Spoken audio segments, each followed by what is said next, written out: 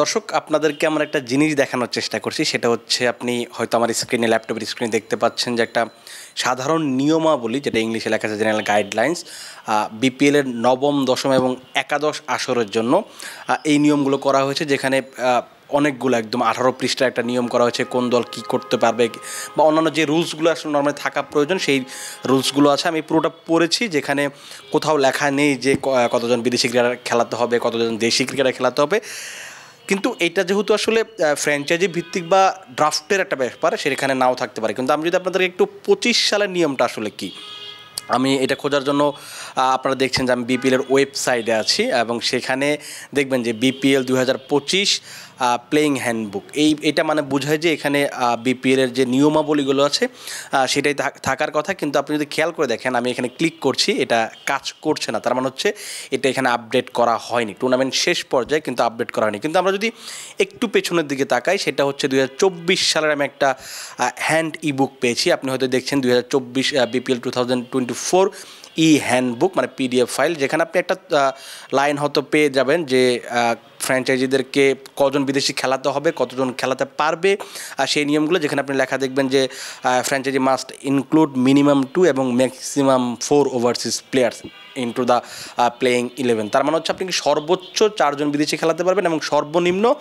2 জন বিদেশি খেলাতে হবে আপনাকে, এটা আপনাকে মাস্ট মানতে হবে। কিন্তু আপনি যদি আজকের ম্যাচটা খেয়াল করেন, আমরা একটু ল্যাপটপ থেকে আপনাদেরকে একটু আমার সরাসরি আপনাদের সঙ্গে কথা বলতে চাই, আর যেটা হচ্ছে আপনি যদি আজকের ম্যাচটা খেয়াল করে দেখেন, দুর্বার রাজশাহী এবং রংপুর রাইডার্সের ম্যাচে, সেই ম্যাচে তাসকিন আহমেদ যখন টস করলেন, তখন তিনি ড্যানি মরিসন যখন তাকে জিজ্ঞেস করলো যে আসলে তোমাদের পরিবর্তন কয়টা আছে, তখন তাসকিন আহমেদ বলেন যে আমাদের অনেকগুলো পরিবর্তন আছে, কিন্তু আমরা আসলে এখানে কোনো বিদেশি ক্রিকেটার না নিয়ে খেলতে নামছি। আপনাদেরকে আমরা যেটা একটু আগে দেখালাম যে আপনাকে অন্ততপক্ষে 2 জন বিদেশি নিয়ে নামতে হবে এবং সর্বোচ্চ আপনি 4 জন বিদেশি নিয়ে নামতে পারবেন। অথচ দুর্বার রাজশাহী তারা কোনো প্রকার কোনো বিদেশি ক্রিকেটার ছাড়া তারা খেলতে নেমেছে। এমন নয় যে তাদের বিদেশি ক্রিকেটার নেই, ব্যাপারটা এরকম না, তাদের অবশ্যই বিদেশি ক্রিকেটার আছে। লাস্ট ম্যাচে আপনারা বেশ কয়েকজনকে খেলতে দেখেছেন, তাদের মোহাম্মদ হারিস আছেন, রায়ান বার্ল আছেন, মার্ক দেয়াল, আফতাব আলম এবং আরও বেশ কয়েকজন বিদেশি ক্রিকেটার আছেন। তাদেরকে তো আপনারা ম্যাচ খেলতে দেখেছেন, লাস্ট যে 8টা-9টা ম্যাচ তারা খেলেছে,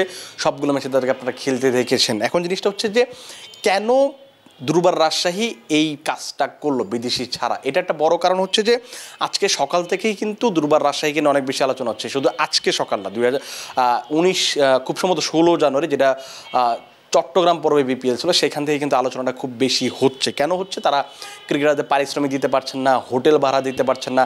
আজকে সকালেও ব্যাপারটা এরকম ঘটেছে যে হোটেল ভাড়া না দেওয়ার কারণে তাদের নাকি টিমের যে ক্রিকেটাররা আছেন তাদেরকে বের করে ক্রিকেটার বলতে ব্যাপারটা হচ্ছে যে তাদেরকে বের করে দেওয়া হয়েছে হোটেল থেকে, এবং তারা অন্য একটা হোটেলে গিয়ে অবস্থান করেছেন। এবং তার চেয়েও বড় যে খবর, সেটা হচ্ছে যে ক্রিকেটাররা পারিশ্রমিক না পেলে রংপুর রাইডার্সের বিপক্ষে ম্যাচটা খেলতে নামবে না। এর আগে কিন্তু এরকম একটা হুমকি তারা চট্টগ্রাম পর্বে দিয়েছিল। অবশেষে তাদেরকে সেই পারিশ্রমিকটা বুঝিয়ে দেওয়া হয়েছে দেশি ক্রিকেটারদের। আমরা এনামুল হক বিজয়ের ফেসবুকে আমরা একটা পোস্ট দেখেছি, তারা সবাই একটা কি বলে খাম নিয়ে, যেটা আমরা স্যালারি পেলে বা বেতন পেলে যে ব্যাপারগুলো হয় যে একটু আনন্দের সাথে সেগুলো ফেসবুকে দিতে পারি, তারা এরকম একটা যে তারা স্যালারি পেয়ে গেছে, মানে 25%। আগে 25% পেয়েছিল, আজকে আবার 25% পেয়েছে, এই 50% পেয়ে খুশি হয়েছে এবং শেষ পর্যায়ে এসে রংপুর রাইডার্সের বিপক্ষে খেলতে নেমেছে। এখন কথা হচ্ছে যে আপনি দেশি ক্রিকেটারদের টাকা দিলেন কিন্তু বিদেশি ক্রিকেটার দিলেন না, যে কারণে বিদেশি ক্রিকেটাররা খেলতে আসলেন না, মাঠে আসলেন না, তারা হোটেলে অবস্থান করছেন, তারা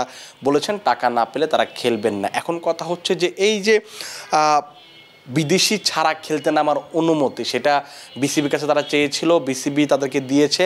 এখন কথা হচ্ছে প্রশ্নটা বিসিবিকে নিয়ে, ফ্র্যাঞ্চাইজিকে নিয়ে আসলে অনেক কথা বলা যেতে পারে, সেগুলো আমরা অনেক বেশি কথা বলছি, কিন্তু আমার বিসিবিকে নিয়ে যে প্রশ্নটা, সেটা হচ্ছে যে বিসিবি কীভাবে এরকম একটা অনুমতি দিতে পারলো। আমরা জানি যে ফারুক আহমেদ তিনি এই দলটার এর আগে যখন তারা অনুশীলন বয়কট করেছিল, তখন ফারুক আহমেদ নিজে গিয়ে তাদেরকে অনুশীলনে ফিরেছিলেন, ম্যাচে ফিরেছিলেন, 25% পারিশ্রমিক নিয়ে দিয়েছিলেন। আজকে যখন আবার এরকম একটা ঘটনা হলো, তখন আবার সেই ফারুক আহমেদই ত্রাতা হয়ে এলেন। এখন কথা হচ্ছে যে আপনি ফারুক আহমেদ যখন এই বিপিএলটা আয়োজনের সিদ্ধান্ত নিলেন, আপনার হাতে বেশ কিছু মাস সময় ছিল, বেশ কিছু মাস কেন বলছি, বিপিএল 30 ডিসেম্বর শুরু হয়েছে, আপনি 14 অক্টোবর খুব সম্ভবত প্লেয়ার্স ড্রাফট হয়েছে, তার আগেও তার হাতে প্রায় 1-1.5 মাস সময় ছিল। তখন তারা অনেক আলোচনা, অনেক কিছু করে তারা একটা টিম দেয়, 7টা টিমের নাম প্রকাশ করে যারা বিপিএল খেলবে। এখন কথা হচ্ছে যে আপনি কেন এমন একটা ফ্র্যাঞ্চাইজিকে কেন দল দিলেন যারা কিনা একটা হোটেল ভাড়া দেওয়ার টাকা নেই, যারা ক্রিকেটারদের টাকা দেওয়ার সক্ষমতা নেই, তারা কেন বিপিএল দল পেল? এখন বিসিবি যে জিনিসটা আজকে যেটা করলো এরকম নজিরবিহীন, এটা আসলে বিপিএলের জন্য, বাংলাদেশের ক্রিকেটের জন্য পুরো একেবারে সেম একটা ব্যাপার বা লজ্জার একটা ব্যাপার। আমি আসলে খুবই হতাশ এই ব্যাপারটা দেখে যে বাংলাদেশের একটা ফ্র্যাঞ্চাইজি টুর্নামেন্টে কোনো প্রকার বিদেশি ক্রিকেটার ছাড়া একটা টুর্নামেন্ট চলছে, মানে একটা ম্যাচ চলছে, সেটা আসলে বলার মতো ভাষা আমার কাছে আসলে সত্যিকার অর্থেই নেই। কারণ এটা বিসিবি যদি নিজে লজ্জা না পায় সেটা আসলে কিছুই করার নেই। বিসিবির আমার কাছে যেটা মনে হয় যে ফারুক আহমেদের ক্ষমা চাওয়া উচিত সবার কাছে যে তিনি এই পুরো বিপিএলটা আয়োজন করতে ব্যর্থ হয়েছেন।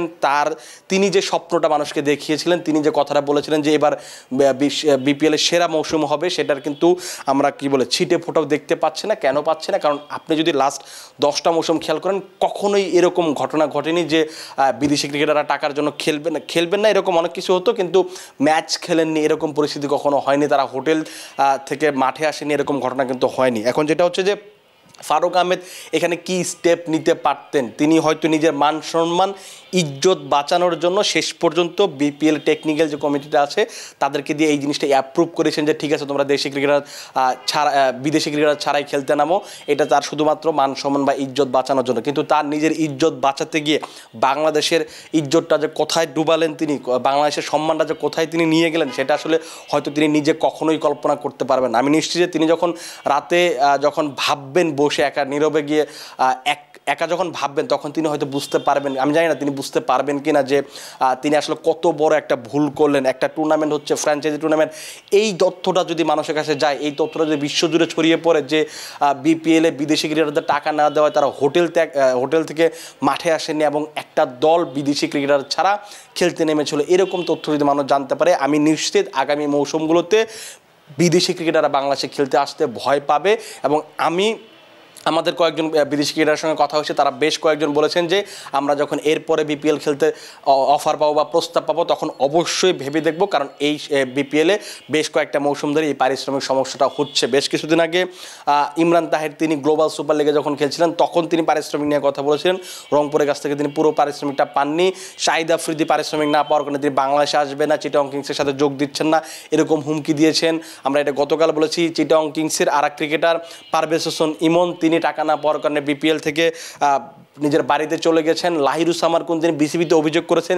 এত কিছু দেখার পরও বিসিবি আসলে কেন বসে আছে, বিসিবি আসলে কি করছে, সেটা আসলে সবচেয়ে বড় প্রশ্ন। তার চেয়েও আরও একটা ইন্টারেস্টিং ফ্যাক্ট আপনারা হয়তো জেনে অবাক হবেন যে এই মুহূর্তে বিপিএলের গভর্নিং কমিটির প্রধান হিসেবে যাকে জানতেন বা বিপিএলের যা দায়িত্বে আছেন নাজমুল আবেদিন ফাহিম, তিনি এখন বেশিরভাগ সময় হচ্ছে বাইরে ট্যুর করা নিয়ে ব্যস্ত আছেন, মেয়েদের ক্রিকেট বা ছেলেদের ক্রিকেট এইসব ট্যুর করা নিয়ে ব্যস্ত আছেন। অথচ তার এইখানে থাকার কথা ছিল, এখানে এগুলো সামাল দেওয়ার কথা ছিল, কিন্তু তিনি কিন্তু এটা করতে পারছেন না।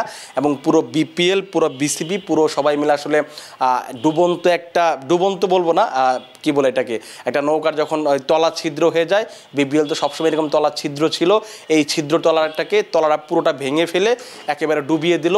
এখন যদি এখান থেকে বের হতে হয়, আসলে এখান থেকে বের হওয়ার কোনো উপায় আমার কাছে মনে হয় না আছে। কারণ যে রেপুটেশনাল ব্লাইন্ডারটা বিসিবি করে ফেলেছে বিপিএলকে দিয়ে, সেটা আসলে কোনোদিনই আসলে পূরণ করা সম্ভব না। এখান থেকে বিপিএল আর কখনোই বের হতে পারবে না, আমার কাছে যেটা মনে হয়। এবং বিসিবি যদি সম্ভব হয় আগামী 2-1 দিনের ভিতরে প্রত্যেকটা দলের সঙ্গে বিসিবির পক্ষ থেকে বলা হয়েছে 48 ঘন্টার মধ্যে বসবে।